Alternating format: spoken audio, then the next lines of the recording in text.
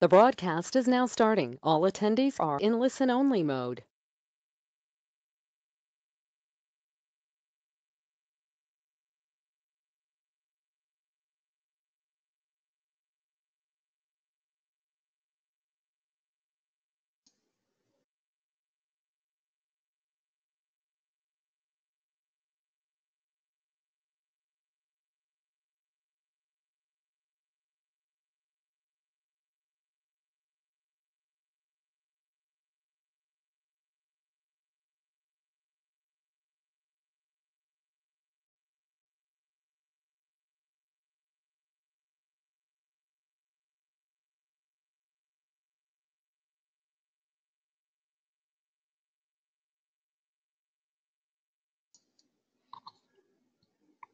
Hi, everybody. This is Chaz from Yota. Thank you for joining us for this webinar this morning or afternoon, wherever you are. We're just going to wait for a few more people to join and then begin just after 4.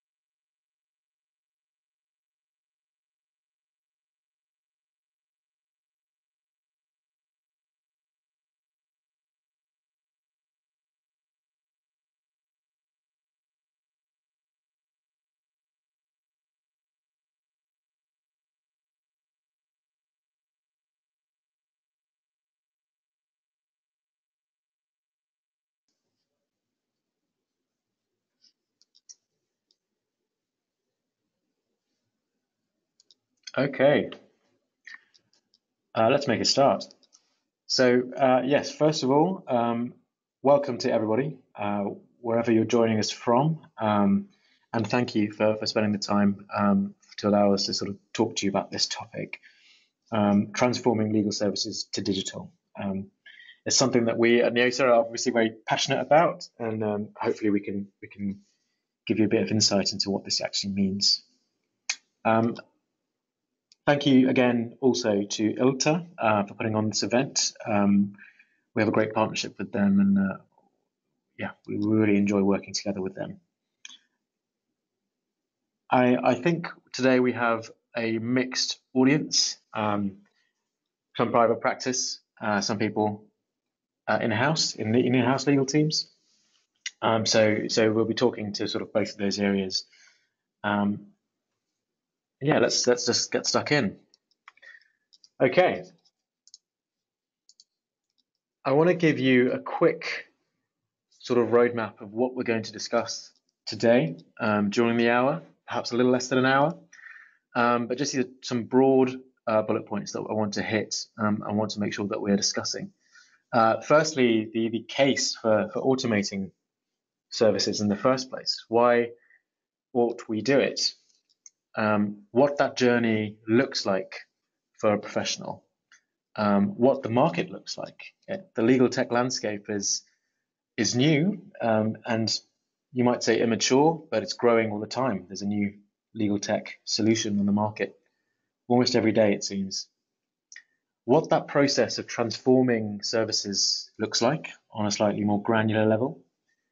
What the building process of building out the digital version of a service actually looks like.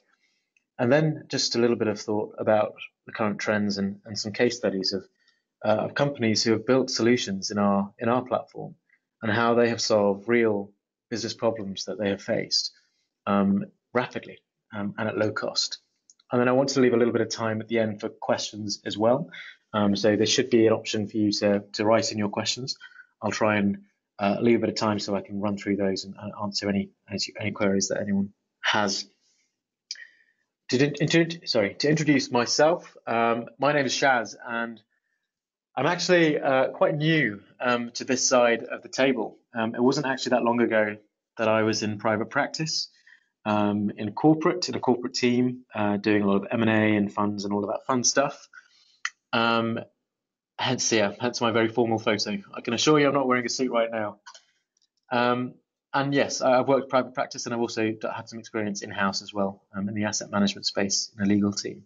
But now I am the Director of Customer Engagement at Yota, based in the London office, and essentially help to educate about what Yota is, what it can do, what value it can provide, and once the technology is in place, helping clients and customers use the platform appropriately and properly, and help them derive value as quickly as possible from it. So that's a little bit about me, and a quick bit about Yota. So some of you will have heard of us. We are, as far as anyone can be, we are an incumbent in this space. It's a new market, but we've been around since 2010 in the guise of Yota Logic, and been operating and then developing our platform and product since then. And in terms of our reach in the market, we're the market leader for automation tools and automation capabilities.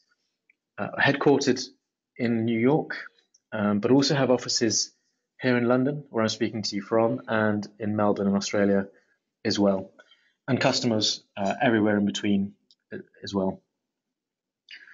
We're one of the very few technologies that can automate a particularly wide range of problems. I'll talk a little bit what I mean when I say expertise, documents, and workflows, but solutions that can traverse the range of those areas and combine them as well to make composite solutions.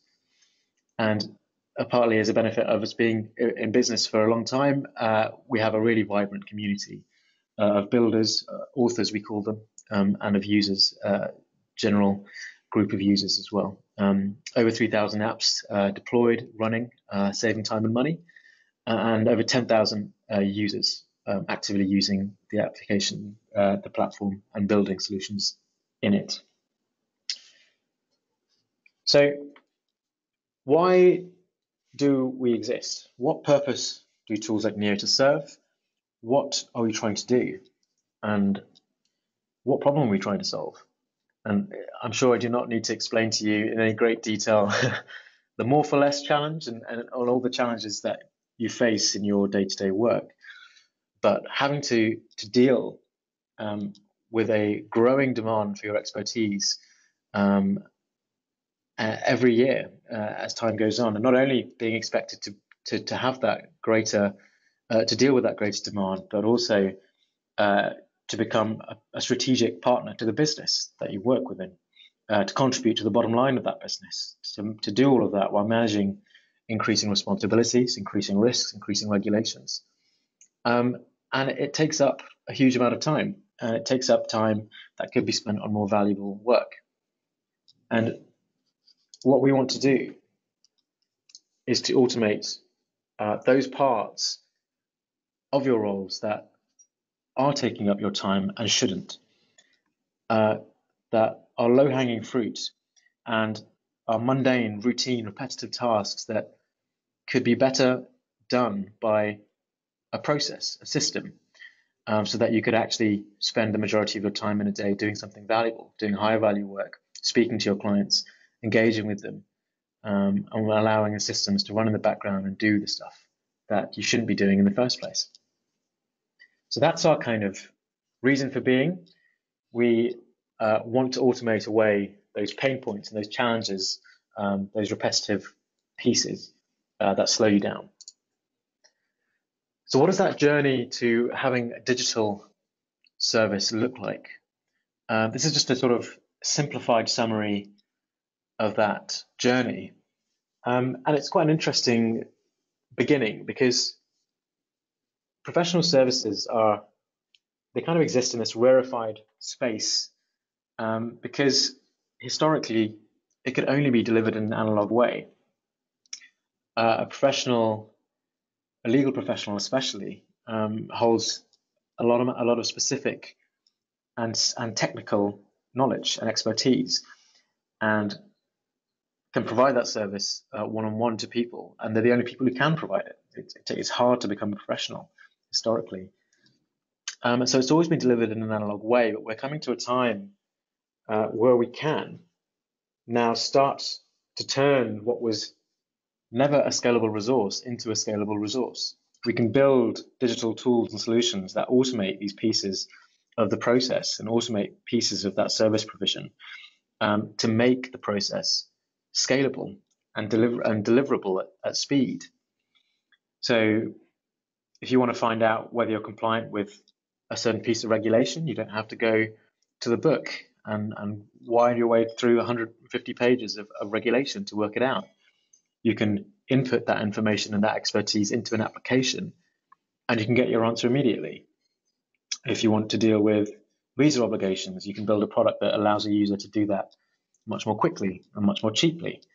We have a law firm client in the USA who have built a tool which allows people to self-serve to do their visa applications for particular visas, traveling from South America to the USA. And it's a service that would historically have costed a lot of money, a few $1,000s perhaps, but can be delivered at a much cheaper rate, but also allows the firm to deliver that service to a far greater user base. And as you follow this journey up, this arrow, from being an analog service to being able to produce digital products, prototyping them, designing small pieces of that process, delivering these products to the market, and then eventually having processes, entire workflows that are automated. So depending on what you want to do, you might not require any human manual input at all. We built a tool for a financial institution in the US, whereby the tool, no one knows it's there. It sits in the background. It ingests a huge amount of transaction trading data, and based on coded rules and logic, or set rules and logic, it pulls out specific suspicious or potentially erroneous transactions from this sheet of many hundreds of thousands of transactions, and it does it all automatically in the background in an ambient way.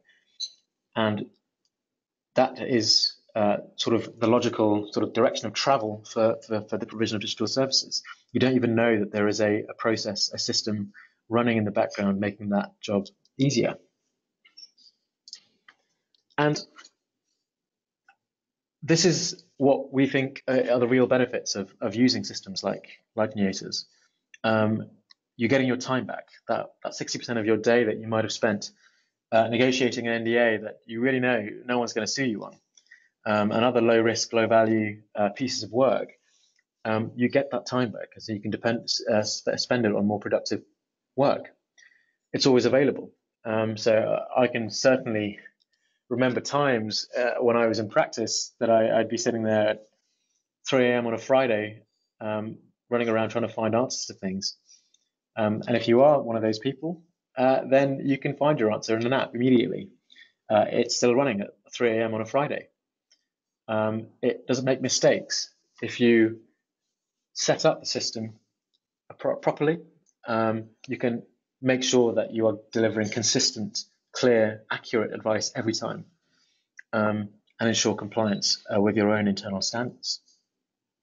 And this last point here is particularly interesting, I think, but you can start to structure data and information that previously was always unstructured.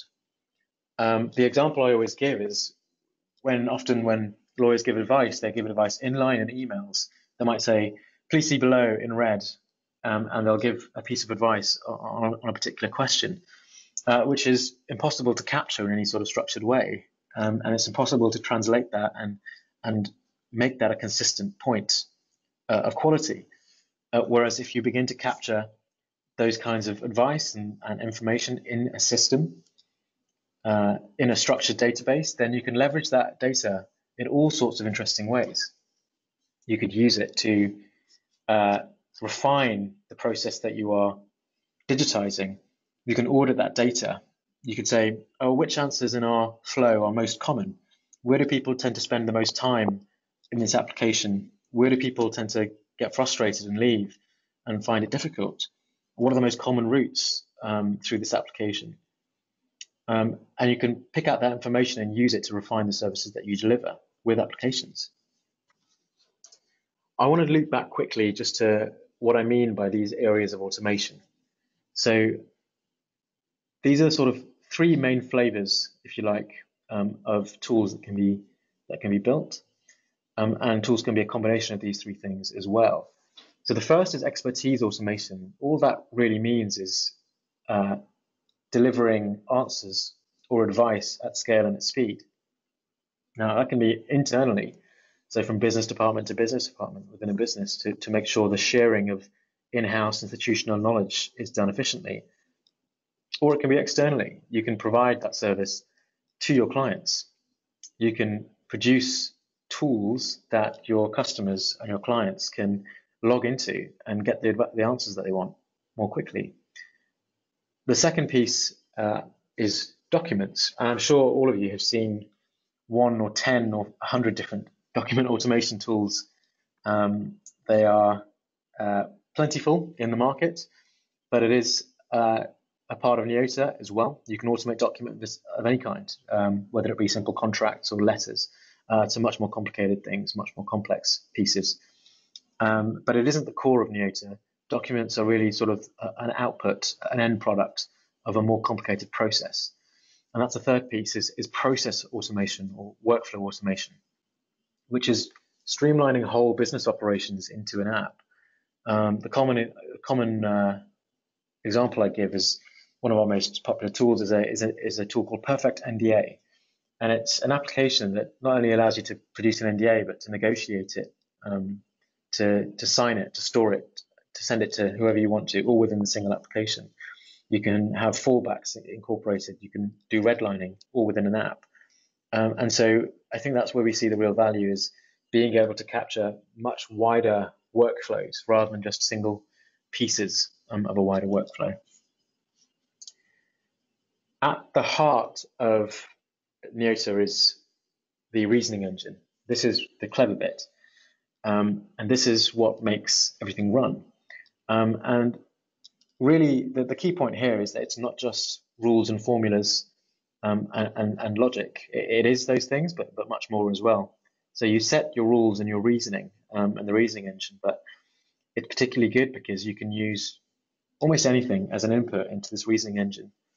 If you use Excel spreadsheets or other technologies to do analysis and calculations, you can feed those directly into the reasoning engine. You can also use other technologies like, for example, you may have heard of Kira, which is a contract analytics tool. It reads contracts. You could input Kira onto the front end into the reasoning engine and use what Kira comes up with as part of your reasoning. You can do that with many other tools as well. So the reasoning engine is really quite a broad church in terms of what it is able to ingest and what it is able to reason upon. And that's the other sort of point here is that we integrate with all sorts of other technologies. Kira, I mentioned, but depends on what you use. DocuSign, Dropbox, Salesforce, SharePoint, all sorts of different things I manage because it's not about, there are many technologies in this market, as you can see, and all of them do something, and most of them do something quite well. So Kira is much better at reading contracts than we are, and that's absolutely fine by us. We'll just integrate with them so that you can use the outputs that you receive from something like Kira and do something useful with it and make some decisions based on it. This slide is just to sort of make that point again about this legal tech landscape, what the market looks like. And, you know, it's a bit of a wild west, to be honest. There are a lot of companies out there. There are a lot of solutions out there. what I've found in conversations is that it's very, very difficult to know what the tool for you is. It's coming up with a problem that you want to solve is the easy part. Everyone has pain points, and everyone has frustrations that they want to be able to find a solution for, but it's looking at the market and realizing, that's the solution that I need. That's the hard part, because it is difficult to navigate. And that is, that's a frustration I can completely share. When I was in private practice, I didn't know what any of these companies did. I still don't know what some of these companies do. But it requires a sort of specialist knowledge that not everyone has. And so, again, another part of why we want to do events like this and webinars like this is to help educate you about what's out there and what tools can do. I want to jump to a slightly different area now. And I want to talk about what that process of transforming a service actually looks like. How do you begin that journey, and how do you start to build a digital solution to a problem that you're facing? And some of you may have heard of this concept or seen it before. It's called the double diamond. And the headline thought of this whole idea is you should spend as much time defining the problem and working out what the problem is as you do trying to solve that problem, if not more time. It's actually a complicated and detailed and thought-intensive process to work out what exactly it is that you want to fix, because if you sit down for 10 minutes, you could think of 10 or 50 or 100 different things you want to fix, but what is the best thing to fix? What is the real low-hanging fruit? What is actually going to drive a huge amount of value and a huge amount of efficiency for the business or for your department in the first instance? What is going to be a quick win that is going to convince your team and your business that this is the way to go? And doing that is difficult, and building that case is very difficult. And so there is a detailed investigation within the business that has to take place, and within your processes that has to take place before you even come to the point of finding a solution. Once you do find a solution at that central point, then you have to start thinking about how you fix it. You start to build solutions. You might use a tool like Yota to do that, to build applications to automate those problems that you've identified. And you might do it in a sort of structure like this. So there's a lot of boxes here, I appreciate, but the best way to understand how an application works, an automation tool built in Yota, is in 3 boxes. Every application can be boiled down into 3 boxes: inputs, reasoning, and outputs. No matter how complicated they are, that is the root of all of them. It's always going to be that as the base. But the complexity and the cleverness, I suppose, comes in terms of what you can have as an input and what you can have as an output, and how sophisticated the reasoning is. In terms of inputs, you can use an awful lot of things. You can have an application which prompts for inputs from a user. You can type in answers to questions as a user, as a lawyer, or as a customer of a lawyer, or as a member of the public. You can have factual intake in that way, or you can feed data and inputs in from other systems. If you have some HR or relationship management software that you use on a regular basis, you can feed in information from that to pre-populate your inputs. If you have other tools that you use to read contracts intelligently, you can input that information. If you have, and this is the sort of unstructured piece, if you have unstructured information that exists in your business, you can collect that. There'll obviously be a little bit more of work in structuring this information, but you can collect that and then input that into a system as well, so that going forward, all of that information is structured. And you can feed that into a reasoning process, which can be as simple or as complicated as you like. And really, most use cases and most solutions that actually drive the greatest efficiencies are not that complicated. They just make a laborious process quicker. And then the third piece being outputs, and being able to have a flexible range of outputs, whether it be something shown on screen or produced documents or email sent to various people, or just a database being produced that you could feed into another system. So that's another thing that Yota offers, is the ability to have an output which is just a data table which you can feed into other systems. Oftentimes, customers will have a visualization tool that they use on a regular basis, something like Power BI or Tableau, and they'll want to be able to visualize things very quickly in those tools. And you can do that with Yota Data Manager, which is a particularly clever bit of Yota, which all it really does is it automatically creates a structured database, a SQL structured database based on the workings of the app, and then you can feed that directly into anything else. So what does this building process look like? If you have a problem identified, you know what you want to fix, and you worked out that you have the right tool in front of you. You're going to build a solution to this problem. What would that process look like? And this is the sort of methodology, the sort of approach that this would take. You gather your requirements, and this is the hard part. The building actually takes no time. It's very, very quick. You can build prototype applications in an hour or two, but getting your content in one place and gathering your information, making sure that all of the information that's going to be inputted into the app is consistent and clear, that takes a huge amount of time, and front-loading that can save a huge amount of headache in the long run. The next stage, you would actually build the tool. I'll show you in a second what that environment would look like, the building environment.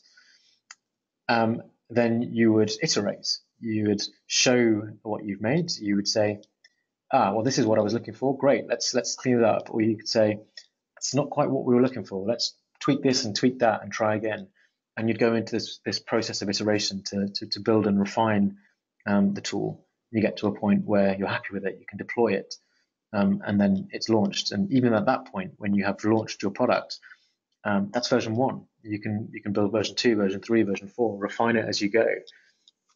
And the environment which you would build a tool like that, what we pride ourselves on, and why we think we're particularly useful for legal services, legal teams, is because we want you as legal experts to be able to build applications quickly. We don't want you to have to go to a coding course. We don't want you to have to sit down and do a 3-day training to understand what to do. We want you to be able to sit down with the tool in front of you and build a prototype application without having training. And so we've released a tool, or we're about to release a tool, I think, next week, called Canvas. Canvas is the simplest possible building environment. It's a drag and drop app building tool, a rapid prototyping environment. So you could come up with an idea and you could test it within the space of 30 minutes. We want to empower more people within a business to be able to build applications and find efficiencies that they could fix, inefficiencies that they can fix. I just want to show you a little bit more about what that looks like. This is the sort of screen that you might be faced with. A bit of a blank screen, but there in the middle, a start button, and you would just go from there. You could add questions, rules, formulae, documents, emails to that, and create a slightly more complex workflow. So it might end up looking something like this. I think this particular tool is to work out rental yield for a property or something like that. But it is just a flow of boxes on a page, and then you would press run here, and the app would run. And that's the kind of environment that we want prototyping to happen in. Now, Yota, it has this building environment, Canvas, but it also has a much more complicated and deep tool called Yota Logic Studio. And Yota Logic Studio is where you would add all the complexity and the bells and whistles and the tools that can really make things very, very complex, web services or databases and that kind of stuff.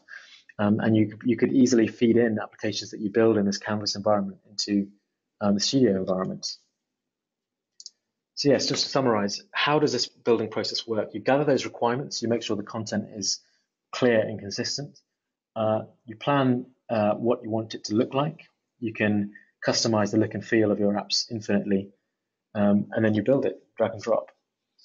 You publish them in an environment called Workbench, where you can publish applications and launch them, and you can have tiered approval, so only particular people in the business can use them. You can customize your look and feel using templates and editor, runtime editor. When you're in the application, you can change how it looks as it goes.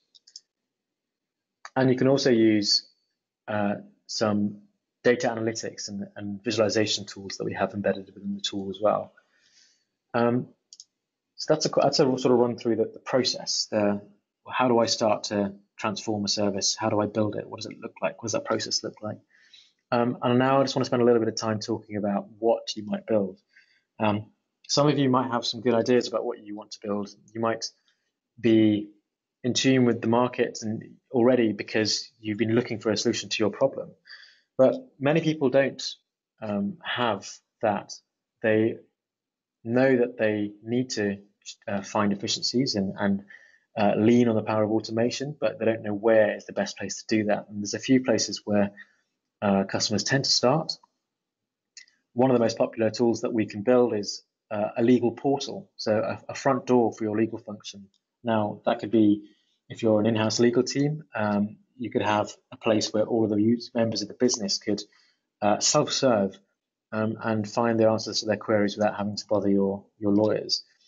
Or if you're within a law firm in private practice, you could have tools for your team. So I used to sit in a corporate team, and there could be a place like this, which is a hub of all of the tools that are relevant to me as a corporate lawyer in my firm. If I need to do an AML risk assessment, if I need to do an assessment of whether something is a piece of information is inside information, if I need to begin a contract negotiation or do a privacy data breach notification, I could have those pieces sitting in one place.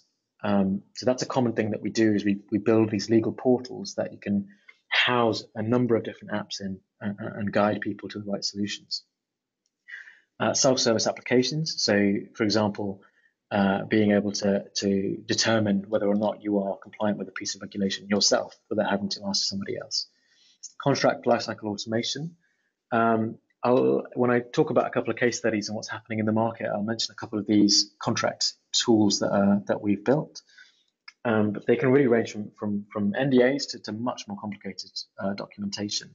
And like I said before, it can automate the creation, the negotiation, the review. You can build in very complicated workflows where the document will have to go to other parts of your business first to be approved, or go to various different people, not just party and counterparty. And the last piece, navigating these complex regulatory or legal environments. Yota is very good at these because those are just effectively, that is just rules. So we've built tools to navigate GDPR, to navigate MiFID, to navigate the senior managers regime. We've built many tools in this area, and sometimes they're used internally for the business, and sometimes they're as direct to a customer product for a business. We can help them build the tool, and they can offer that to the market as their own solution.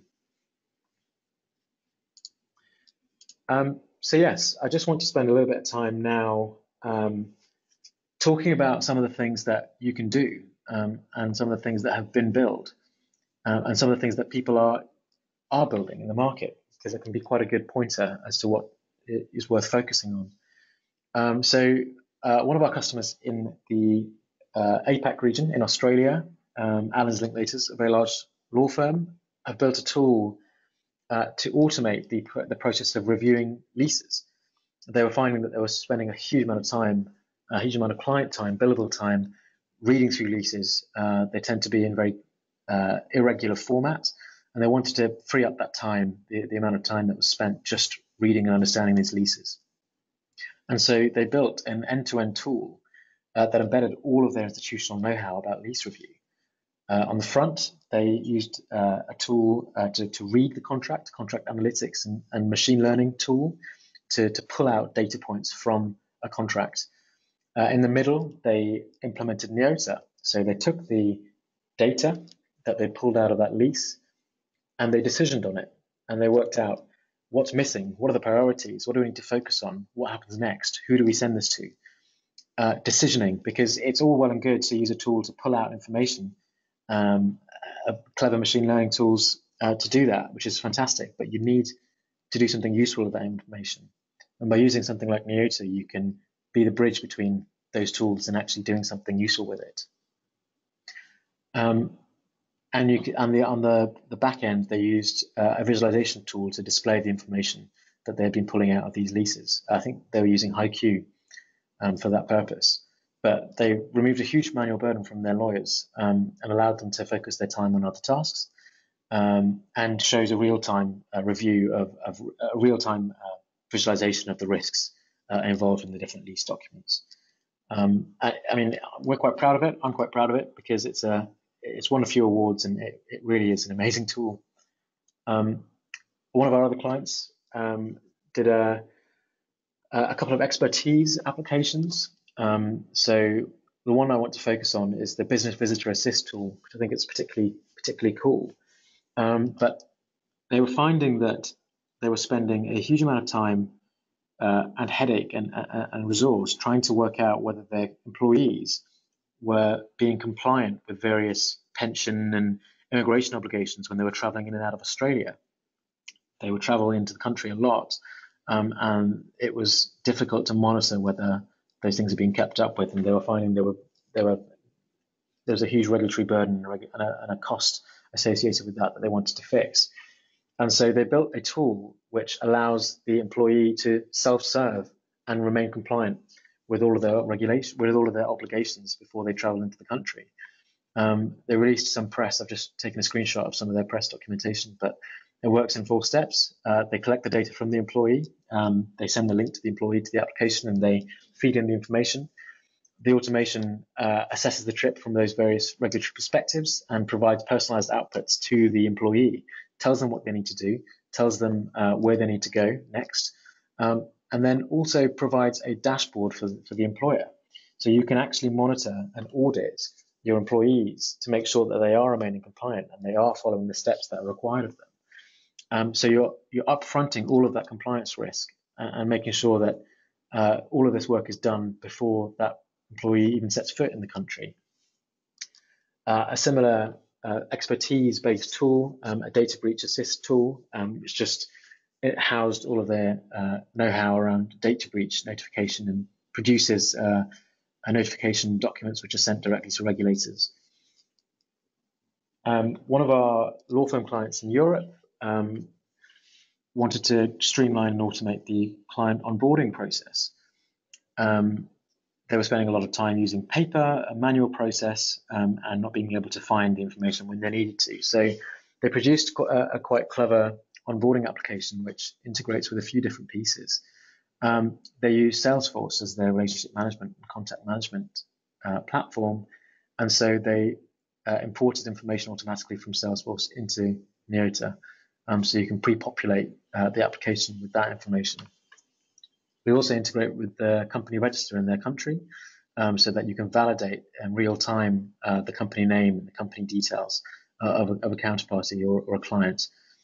It is also a document automation piece here, a confirmation letter, basically an engagement letter is produced, and also an expertise piece whereby they ask a series of questions related to money laundering to work out what the risk profile is of a potential client in respect of money laundering. And they use this process to onboard every client, and it's a huge boost to productivity. It's always available, it frees up time, it's always the same, it's always consistent, and it always makes sure that the processes are followed. Again, just some screenshots to show you what that looks like. Fairly simple looking, but really, really simple to build, and really, really easy to use. Another law firm client in APAC, Morris Blackburn, very large law firm, created a tool whereby they could automate the production of wills. So they could allow a client to write a will in less than half an hour. There's just a questionnaire piece where they put in their information. The document then goes to the lawyer. So it looks something like this. It incorporates a workflow whereby the user inputs their information and sends it for approval to a lawyer. But also, if you see in the top right, they also added in a lot of information to make the process, the journey through this application very easy. So you can embed things like videos and pop-ups and transcripts and additional notes, additional things to make the journey through an application much more intuitive and much easier. And the last one I wanted to talk about is another a large corporate client who were having the perennial problem of too many NDAs, and they were spending a huge amount of time per year in a department of I think something like 30 lawyers. They were spending a huge amount, I think hours per day per lawyer, negotiating NDAs and dealing with NDAs. And they had a particularly high volume of NDAs, so it would have been the lowest of low-hanging fruits to deal with this problem, which is why they came to Yota.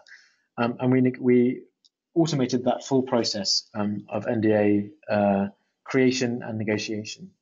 So the tool looks like this. It goes to the user within the business, not going to the legal team, and then directly goes to the counterparty. They integrated different fallback positions that they were willing to accept into the application. The counterparty can navigate their way through the application and come to an agreed form of the document, and that document can then seamlessly be integrated to an e-signing platform like DocuSign, for example, and then following that can seamlessly be integrated into a storage solution like SharePoint or something similar to that. And also they had a dashboard as well, or they have a dashboard where they can view all of the NDAs that have been produced in the application, at what stage of the workflow they are. So if there are NDAs that have been stuck with the counterparty for a week, you can automatically create reminders and notifications that can send emails to people to hurry them along the process. And also just to sort of have a big picture, sort of eagle eye view of that contract management, of that contract process. So that's the sort of key areas that I wanted to cover. I just want to make sure that I've touched on everything that I wanted to touch on. Why we want to automate this work, because your time is better spent doing more valuable things. What that journey looks like to digital, the landscape of technology and how it can be hard to find out what the right solutions are, and then what that process looks like. How do you begin to transform a service? How do you start to identify the problems in your business? And then once you've done that, what that process of building the solution looks like. Where do you start? And how do you put that together as a non-technical person? The answer is in a no-code platform. And then a few case studies just to show you the kinds of solutions that are being built today in the market. So yes, just a couple of closing thoughts. The kind of key things I want you to take away, now that hopefully you have a little bit of understanding about what Yota Logic does and can do, working out what your next steps are, working out what the low-hanging fruit are in your business, what problem that affects a lot of people, that takes up, say, 10 or 15 minutes per day, per person in a department, can you fix that will drive the most value, or drive the most efficiency? And once you've identified those things as well, another point is how are you going to measure the success of that solution? If you do manage to automate away a problem, how are you going to be able to demonstrate, look at the value that this is given to the business, look how much we have saved, or look how much we have made because of this solution. And that's all I have for you. So thank you for your attention. I really appreciate it. I hope you found it of interest. If you have any other questions about the platform, just drop us a line. So if you're based in EMEA, in Europe, Middle East, Asia, you can drop me a line at aziz@yotalogic.com. If you are USA based, then speak to Jackson, liu@yotalogic.com. And if you're based in the APAC region, my colleague Julian will be able to help you. So I wanted to leave a little bit of time at the end for some questions. I've got a couple.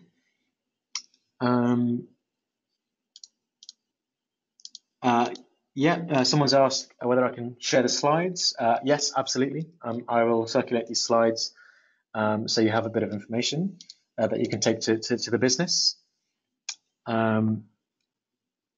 got a question where you can see other apps in the market that are built. Yeah, so let me see if I can show you actually. On our website, we have a customer app gallery.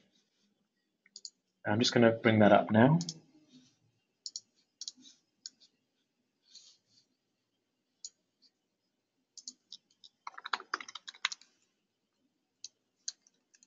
Sorry, just bear with me for 1 second.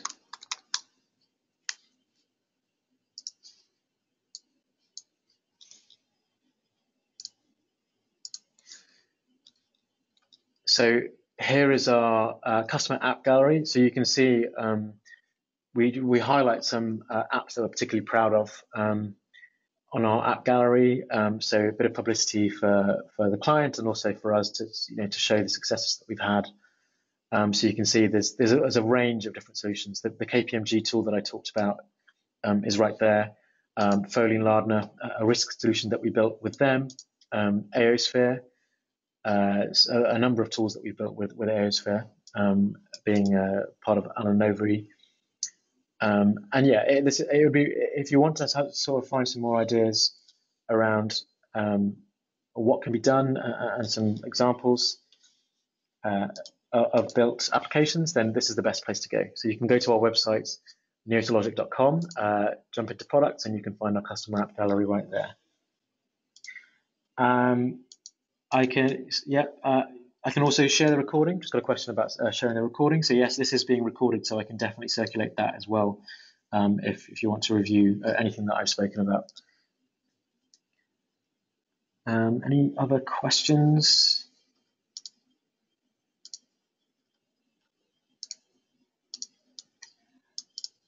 And if you've got specific questions around commercial pieces and things like that, I will follow up and I can chat to you about that offline. Integrating with Salesforce, yes, absolutely. We integrate with all sorts of tools. We've integrated with Salesforce a number of times. It's quite a regular thing that we do. Yes, events. We have. That's actually a very useful question. Thank you. We are running user groups in both New York and London in the next 3 to 4 weeks. So on the 15th of October, we're running our London user group, and that's based at Brian Cave, Leighton Paisner offices in London Bridge, from 2 p.m. till 8 p.m. Where you can learn much more about the roadmap of Yota, speak to some users of Yota, understand what the value is to our customers. And similarly, we're running an event, a user group event in New York as well on the 24th of October. And I can send around some details about where that's held and the timings of that as well. And yeah, other sort of more specific questions around cloud security and stuff, I can certainly point people in the right direction for those things offline. How long does it take to build an application? It really depends. You can build apps, and I mean this, you can build apps in an hour or less. It depends on the complexity. It depends on what you want it to achieve. It depends on what you want to integrate it with. But even big apps that are complicated and are going to drive a huge amount of value, they can be built in a matter of weeks. It's not the building that is the complicated and time-consuming part. The hard part is gathering requirements, getting all of your ducks in a row, all your eggs in a row, and making sure that when you do start the building process, you can do it efficiently. So the building process, it can vary, but it can be anywhere from a few hours to a few weeks. And also, of course, the nature of these tools is that you can refine them and iterate them as you go. So you can always build, you can always improve, you can always refine as time goes on when the tool is in production. Any other tools for corporate legal departments that we've built? Yes, there are a few different ones that we've done. I would recommend just skimming through our customer app gallery. Plenty of different use cases there that are worth pursuing. We do find, especially in the corporate legal space, that a lot of solutions, or at least a lot of the most low-hanging fruit, are document solutions, but not just documents on their own. embedded within a wider workflow. So creating a document, but also having that document skim around the different departments that require approval, sending it to counterparties. With Yota, there's no additional costs or issues with sending the application to counterparties outside your business. There's no firewall issues. There's no additional costs. You can simply just send a link to the application to a counterparty, and they can enter that app with no complexity. The applications are all based in browser. They're all hosted in the cloud, and so there's no firewall issues and nothing like that would cause a security risk. Can we help build the applications? Yes, another great question. We can help you build applications. So the way we tend to go about the building process is there are 3 ways of doing it. 1, we can skill you up and your team up to build the applications in our software. So we have an e-learning academy with about 10 hours worth of learnings and guidance, and we have a user manual which is very, very comprehensive. So we've got a lot of resource to get you skilled up and have you be an author in the platform or someone in your team. But if you do not want to spend the time doing that, if you just want a solution, then we do offer professional services. We have a team of solutions architects who are absolutely brilliant at producing applications. And so you can ask us to build these apps for you, and we can do that. The third option being that you can have a hybrid approach. You can skill yourselves up, you can learn how to use the platform, and then when you run into obstacles and difficulties, you can turn to us as a resource, and we're available, and we can provide professional services to finish off any applications that you're building. And I think that's all of the questions I've had so far.